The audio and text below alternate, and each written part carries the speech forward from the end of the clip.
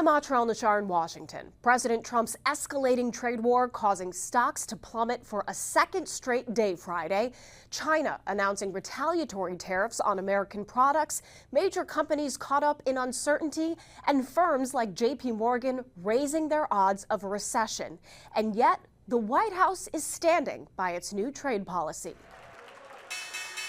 On the second day of fallout from President Trump's worldwide tariff plan, a split-screen reaction to global markets in freefall. And the market sells off again. NASDAQ 100 set to enter a bear market. If you wanted to make the market crash, I think you would go with this game plan. If you ask the Trump administration, all is well. Markets are crashing because markets are based on the stock value of companies who today are embedded in modes of production that are bad for the United States. This is a great time to get rich, richer than ever before, President Trump posted on social media. And after Friday morning's jobs report showed 228,000 jobs were created in March, he wrote, "Great jobs numbers, far better than expected. It's already working. Hang tough, we can't lose." But the jobs report was overshadowed by news that China is retaliating against Trump's tariffs with additional 34% tariffs on American products. With more countries expected to hit back, and soon, Federal Reserve Chair Jerome Powell says a couple things are becoming clear. That tariff increases will be significantly larger than expected.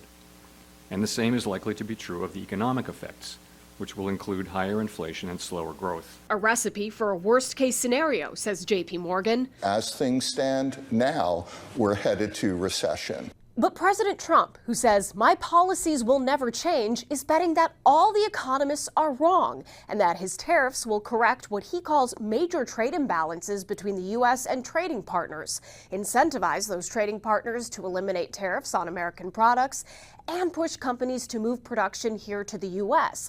But even Trump says that could take a couple years, if it works. How long will Republicans buy into this strategy? In the long run, we're all dead. Short run matters too. The White House distributing these talking points to Republicans on Capitol Hill to promote the Trump tariffs as a gateway to a new golden age. Some in the GOP admit there's no guarantee of a light at the end of this tunnel.